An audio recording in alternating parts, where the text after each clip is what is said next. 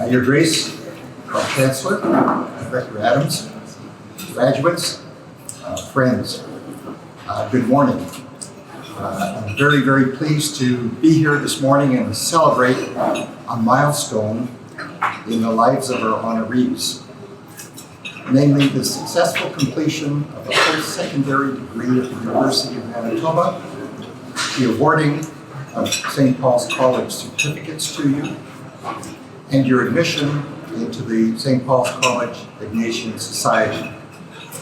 I have to pause to express my absolute admiration for anyone who was able to achieve an academic degree in the midst of a worldwide pandemic. It just blows my mind to think of how you've managed to get through these last 3 or 4 years of your studies, and my admiration goes out to you. There's a number of milestones being shared today. First of all, your milestone is shared with your parents and members of your family. Your parents survived the challenge of raising a child in the 21st century. That too could not have been an easy job. Secondly, your success today is shared with a number of spouses, partners, roommates, and friends. You all provided the encouragement, the compassion. You pushed the buttons that needed to be pushed from time to time to cause your friends or your mate to persist and to get through their degree program. And thirdly, this milestone is shared with the St. Paul's College community. It was that community that provided the means, the infrastructure, the financial support, the traditions, the guidance, the blood, sweat, and tears needed to present opportunities to the youth of our community in order to allow them to share the Catholic college experience. But today's event isn't just a celebration and a bon voyage. It's also the beginning of a new relationship, a new opportunity. Your relationship with St. Paul's College now evolves from that of a student, supported by the University of Manitoba and the college community, to that of an alumni of the college and a member of the St. Paul's College Ignatian Society. As a member of the Ignatian Society, we hope that you embark on the next chapter of your life as a person for others in the Ignatian tradition.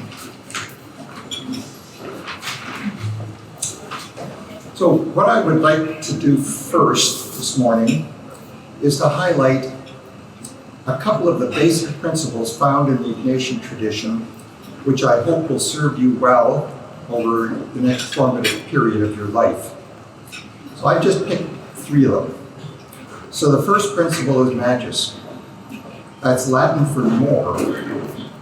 Magis challenges one to go beyond what is expected, to interact with the world with generosity, excellence, and empathy. Magis is said to be modeled by personal accountability and high expectations of achievement. Second principle I selected is that of reflection.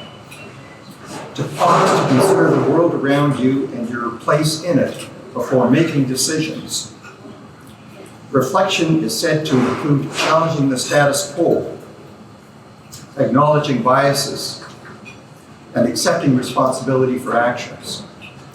And the third and last principle I've selected is that of service rooted in justice and love. Now, when Victoria invited me to speak today, she asked me to share stories or insights with you that may be helpful as you embark on the next 5, 10, or 15 years of your life journey. I indicated to her some reluctance in that matter, told her I'd sooner talk about insights or principles rather than actual stories. So that's why I'm going to focus on magis, reflection, and service rooted in justice and love, and try to relate that to my experiences and my guiding principles.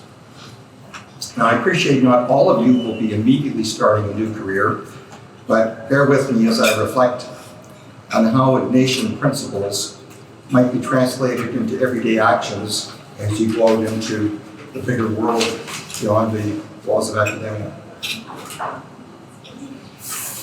I believe that the next 5, 10, or 15 years of your journey will be the most exciting and impactful period you will ever encounter. And I say that as somebody now starting my 9th decade. You're really at a very, very special time in your life. You're going to meet all types of individuals.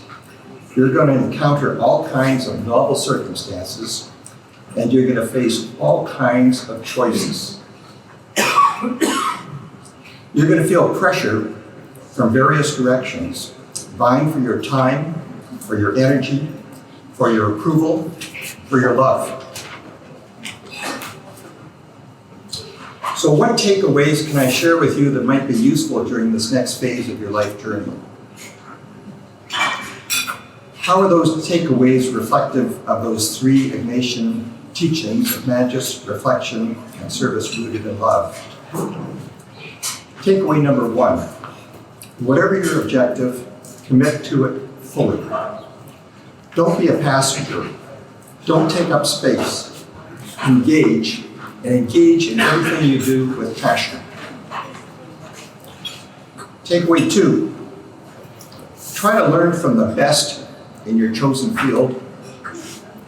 Critically decide what qualities make someone the best, and then create your own version of the person you want to be. Takeaway 3, you have undoubtedly heard the expression, you are what you eat. I'm going to add a companion to that. You are the company you keep. Be careful of the social environment that you immerse yourself in. If the people in that environment aren't the people you want to be like, exit it. Takeaway 4, always take a step back from a situation, from a problem, from a potential solution. See each matter from a larger perspective. Try to see things from a 2,000-foot level, not from 3, 4, or 5 feet in front of you. Look for the big picture all the time in terms of every matter that you're coping with. Takeaway 5, never be satisfied with the quality of your work. Never be satisfied with the solutions you first come up with. Never be satisfied with the first answers that come to your mind. Make sure that you work things over 3, 4, 5, 6 times. Takeaway 7, periodically review your situation and ask yourself whether what you are doing is consistent with your basic values and with your passions. Ask yourself, is what I'm doing representative of what I want to be? Have I got my priorities right? You know, I've heard a story of a law firm that were looking for a file after one of their senior partners had had a heart attack and was in intensive care. And they couldn't find the file anywhere in the office. They finally discovered that it was in the intensive care ward with the lawyer. There's a saying, on your deathbed, you're unlikely to indicate that your one regret is you didn't spend more time in the office. Get your priorities straight. Takeaway 7, stand up for your values. As is obvious from social media, we are in times where, I'll use the word evil because it's actually used in the Ignatian traditions in talking about justice. There's evil in this world. You'll continue to encounter discrimination. You'll continue to, as you move through a wider sector of society, you'll encounter sexism, you'll encounter racism, you'll encounter religious discrimination. It may be overt, May be obvious, it may not be. But always be true to your values when you encounter that kind of bigotry. Always say something.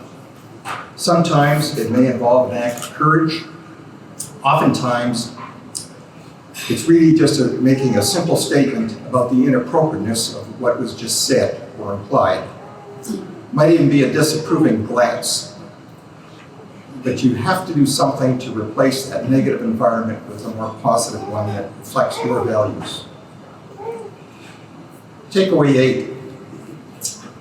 It's going to be natural the next little while to be governed by a desire to accumulate. Moderate that instinct. Always bear in mind a sense of social justice as you look after yourself and as you look after your families and as you look after your future. Be sure you're looking after your community. Get involved with different communities. Charities offer a great opportunity to get outside of your workplace, outside of your professional community, and expand your understanding of other communities, other viewpoints, and challenges that others are facing.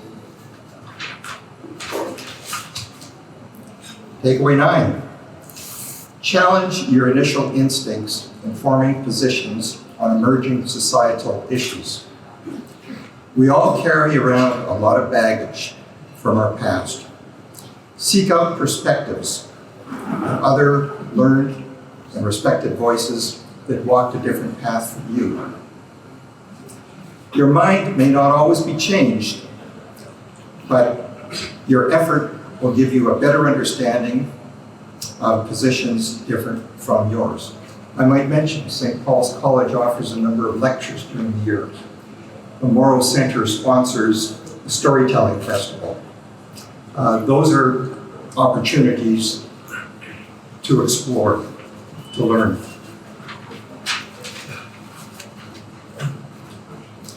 Those are the takeaways. My final comment is that the St. Paul's College Nation Society will present you with a number of opportunities. Opportunities to stay in touch with valued individuals with shared experiences. Opportunities to stay in touch with evolving issues confronting generations who are following in your footsteps. Opportunities to stay in touch with basic principles found in Ignatian teaching. And opportunities to pay forward some of the benefits that you've received from your days as a Plinian at St. Paul's College. So my sincere congratulations and best wishes on the next step of your incredible journeys. Congratulations to all. Thank you.